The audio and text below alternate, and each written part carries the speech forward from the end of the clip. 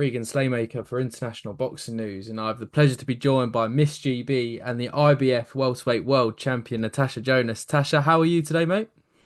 I'm good. I'm good. Yeah. Perfect. And great to be joined by you. Apologies, it's so late in the evening as well, but Don't worry.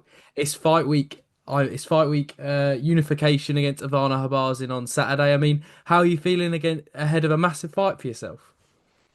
Yeah. Do you know what? Relief is just the only emotion that I've got to be back in the ring and to be back active. That's all I've wanted since January the 21st, I think it was. So, yeah, to watch everyone, have their second and sometimes third fight is a bit frustrating, but yeah, I'm here. It's back at home. I'll be loving the Liverpool crowd on Saturday night, and yeah, it's another big. Every time we get in the ring, we try and make it bigger, and this is another one of them occasions.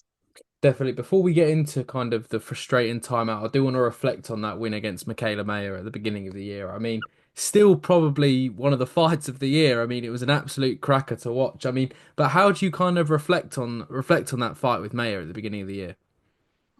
When I finally watched it back, I thought I still thought I won by two clear rounds. So I was disappointed that other people were umming and ahhing about the decision, which is why we tried so hard to get the rematch on. But I knew it was always going to be a tough fight. I said at the start she'd be the best record on me. She'd be the best win on my record, and that's still the case. She was. Any fight that you have with any of the top level females is going to be a close fight. No one's going to be easy, is it, at world level? So Definitely as well, and it's a win that's aged, I mean, incredibly well with Michaela beating Sandy Ryan for the WBO title as well later down in the year. yeah, yeah. I actually picked Maya for that fight, Wow. just simply through ring IQ and experience.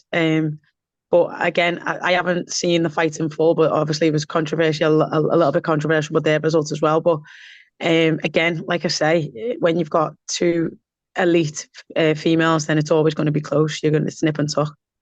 Definitely as well. I do want to touch on a bit of the negative. You mentioned kind of it's a bit of a relief to be back fighting in December, but obviously sometimes after fighters have fights of the year like that, sometimes they're back out straight away. Everyone kind of, whether it be promoters or managers, they want to see the fighter back in action. But you very much had the opposite this year. Quite a frustrating period out until obviously the announcement for this weekend. Yeah, I think we was flying with at 2022.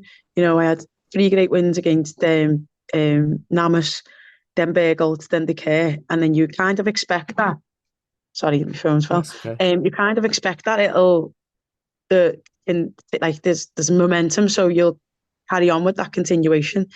Then it comes to 2023, and like we struggled to get a fight in until July, and then okay, you think okay, another world title, another weight. Now it's going to be easier, and it was just as difficult. And then obviously me and Maya kind of made our own fight and done it on in January. And then you think, okay, biggest career win. Now this got to be momentum, and again it just stalls, and it is so frustrating that there's a whole business side to boxing. I don't think fans like appreciate how much it is a business.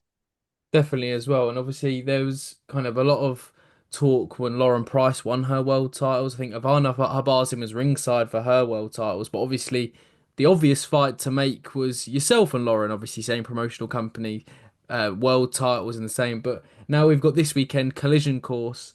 I mean, before we get into that, Ivana Habazin unification. I mean, this is another unification in the career of Natasha Jonas. I mean, it's absolutely massive. Yeah, like I say, it's I think she's a great fighter. She's got good fundamentals, good IQ, and she's been around for a long time. And she's been in with the best of them and give them 10 tough rounds. So I know that's what I'm in for. But everything she does, I just think I'm better, and that's it. Definitely, obviously, I have to kind of touch on the title of the fight night collision course. Obviously, is it hard? Obviously, every fighter's all eyes on the opponent that they've got in front of them, right? And yours is the most difficult, probably on paper, with Ivana having the world title. But that fight with Lauren, all going both of your ways on Saturday, is an absolutely massive fight for British boxing as well. Yeah, I do think it's like a little bit disrespectful to think that we're just going to breeze through these fights. Mm. Like I say, at that world level, everyone's going to be tough. Um, so yeah, I just focus on what's in front of me, and um, yeah, I try and just stay in the moment and be focused on what, because it's easily done in boxing where you think, oh, that one will beat that one, that one will beat that one, and we can meet up. But then something always happens. How long have we been waiting for Fury AJ? And you think, oh, he'll beat Dubois, he'll beat that Usyk, and then they can finally get it on, and it just doesn't happen. And so you don't want to tempt fate by looking beyond. I'm just focusing on what I need to do now. For sure. I'll leave that one there, Tasha, because I feel like you've got such a big fight on Saturday as well. But I do want to touch on, obviously, you're headlining in Liverpool again. I was speaking to young Frankie Stringer, obviously, who's on the card Saturday, and he was talking about, obviously, yourself headlining and then Nick Ball headlining the other day. You've got Peter McGrail fighting in Saudi next week against Dennis McCann. I mean, boxing in Liverpool, especially yourself and Nick headlining, I mean, it couldn't be in a better place right now. Yeah, and to be fair, we've always had great boxers. There's two things that, the three things: athletics. We always get a great athletics or athlete. Then there's football, and then right after that there's boxing. And yeah, probably football divides us all, but boxing brings us all together. We've had the likes of John Conti for the first start all them years ago, and all your Smiths, all your Bellews, um, Dodsons, Shane Airy, everyone. We've had a host of great champions and title challenges, and it's always been a hotbed for boxing. We're just that kind of city. Definitely, definitely. I mean, it's such a great fighting city. I love going up there for each fight as well. But I do want to touch as well that on the Gallagher stable as well. Obviously, Joe Gallagher, your long time trainer. I mean, it's been some year as well for Long the. suffering, I think you'd say. I mean, it's been some year for you guys as well, picking up titles. Obviously, Jack Massey fighting in Saudi Arabia as well. I mean, yeah, how has kind of the gym environment been? I think every time I see you guys on TV, all of you guys are there supporting each other. Sometimes each of you are in the corners as well. But yeah, how has the gym been this year?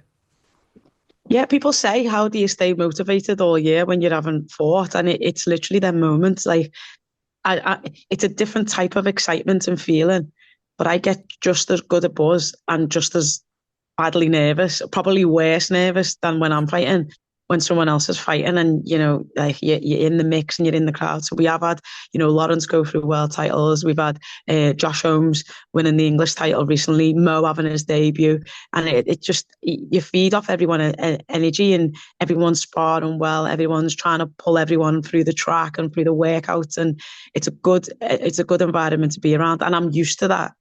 Some fighters don't like being and working in crowds. But I'm, from the Rotunda through to England, through to GB, and through to Gallagher's, I've always trained in groups, and I enjoy doing that. Definitely, I want to talk about the Rotunda actually. I went up there, I think, for the first time at the end of last year with Declan O'Rourke allowed me to come into the gym. I mean, it's such a gym steeped in history. You've got all of your guys your amateur vests on the wall and everything like that. I mean, what does I've asked you what does boxing mean to you, Tasha, in our first interview, but what would you say kind of the Rotunda means to you when you reflect on your amateur days all the way back then? Oh gosh, I've literally been sort of talking about this today. We've been there today for the media workout and working with the groups of young girls. Um, but when I walked in, if you would have told me all this would have happened, I'd have said you're lying. And I didn't expect it to get this far.